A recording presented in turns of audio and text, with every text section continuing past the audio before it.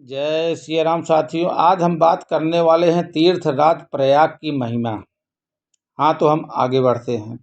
तीर्थराज प्रयाग की महिमा जानने से पूर्व यह जानना आवश्यक है कि तीर्थयात्री कौन होता है। तीर्थ शब्द त्रिधातु से निर्मित हुआ, जिसका अर्थ है तैरना। यात्रा शब्द की उत्पत्ति या धातु से हुई है, जिसका अर्थ है कहीं गमन करना या जाना।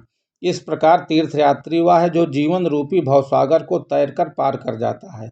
प्रयाग शब्द प्रा और यज धातु के योग से बना है। यज धातु से निर्मित याग शब्द के कई अर्थ निकलते हैं, जैसे यज्ञ के द्वारा देवता की पूजा करना, संगत करना या दान देना। ऐसा स्थान जहाँ कोई बृहद यज्ञ किया गया हो वह प्रयाग है। पुराणों के अनुसार ब्रह्मा जी ने यहाँ यज्ञ किया था। प्रयागराज को तीर्थों का राजा कई कारणों से कहा गया। पद्म पुराण के अनुसार जैसे ग्रहों में सूर्य तथा नक्षत्रों में चंद्रमा, वैसे ही तीर्थों में प्रयाग सर्वोत्तम है। कुछ दिनों पहले शासन ने इलाहाबाद कहे जाने वाले नगर का नाम आधिकारिक रूप से प्रयागराज कर दिया। इसे नाम का परिवर्तन नहीं कहा जा सकता। नगर का नाम बदला नहीं गया। कुछ 100 वर्षों से लोगों में जो भ्रम था, बस वही दूर किया गया है। नगर का नाम प्रयाग तो आदिकाल से है। पुराणों में प्रयाग नगरी के नामकरण और महात्म के वर्णन तो है ही। तीर्थराज प्रयाग की महिमा गोस्वामी तुलसीदास जी ने रामचरितमानस के अयोध्या कांड में भी बताई है। गोस्वामी जी ने प्रयागराज को परमार्थ प्रदान करने वाले एक राजपुरुष के रूप में चित्रित किया है।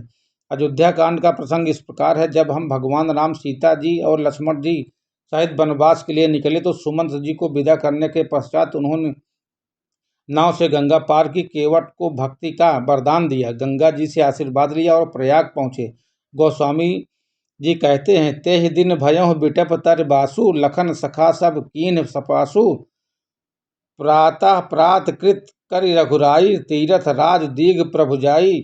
अर्थात उस दिन सभी ने वृक्षों के नीचे विश्राम किया, जिसकी पूरी व्यवस्था लक्ष्मण जी और सखा गृह ने कर दी। प्रातःकाल नित्य क्रिया से निवृत्त होने के पश्चात प्रभु ने तीर्थराज के दर्शन किए।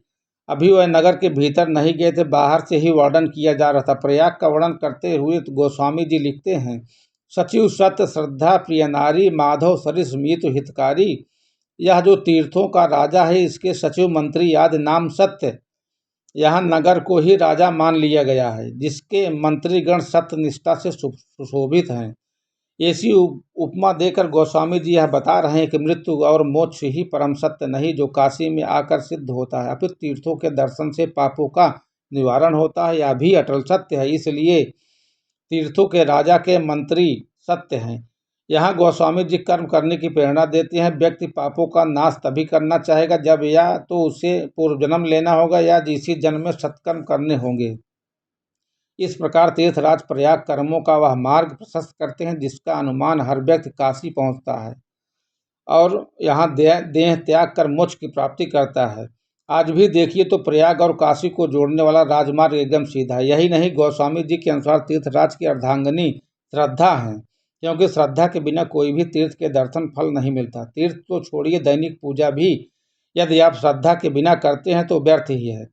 आजकल लोग श्रद्धा विहीन होकर तीर्थ स्थलों पर पिकनिक मनाने, एडवेंचर करने चले जाते हैं, फिर भी जब प्राकृतिक आपदा के शिकार होते तो भगवान से रोष प्रकट करते हैं। यह बड़ी विचित्र बात है। जब यात्रा प्रारंभ करने से पूर्व मन में श्रद्धा नहीं थी तो गिरने पड़ने पर रोष कैसा। इसलिए गोस्वामी जी ने सैकड़ों वर्ष पूर्व ही बता दिया था कि तीर्थ यात्रा पर जाओ तो मन में श्रद्धा अवश्य होनी चाहिए। यह तो बात हुई राजा के मंत्री, रानी और मित्र सलाहकार आदि कैसे। आगे गोस्वामी जी ने तीर्थराज की संपन्नता के बारे में बताते हैं। चारि पदारथ भरा भंडारू, पूर्ण प्रदेश तेज अतिचारु। अर्थात यह ऐसा पूर्ण प्रदेश है जो चारों पुरुषार्थ धर्म अर्थ काम मोक्ष से परिपूर्ण है। यहाँ पदार्थ का अर्थ पुरुषार्थ से है।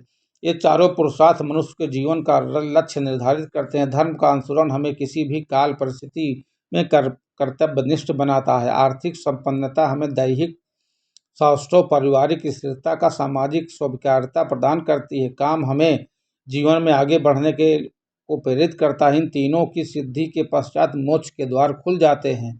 तीर्थराज प्रयाग ऐसे राजा हैं जिनके दर्शन से चारों पुरुषार्थों की प्राप्ति होती है।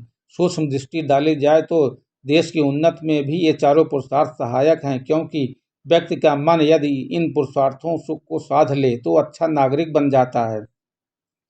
मानव मन से मानव बनता है, मानव से समाज और देश का उत्कर्ष समाज के उत्थान में निहित है। तीर्थराज की संपन्नता का बखान करने के पश्चात गोस्वामी जी यह बताते हैं कि प्रयागराज का सुरक्षा घेरा कैसा था। क्षेत्र अगम गढ़ गाढ़ सुहावा, सपने नहीं प्रतिपश्चिन पावा, सेन सकल तीरथ बरबीरा, कलुष अनेक दलन रणधीरा। यह किले जैसा क्षेत्र अतिम दुर्गम है। यह ऐसा गढ़ है जिसे स्वप्न में भी शत्रु जीत नहीं सकते। यहाँ शत्रु का अभिप्राय पाप से है।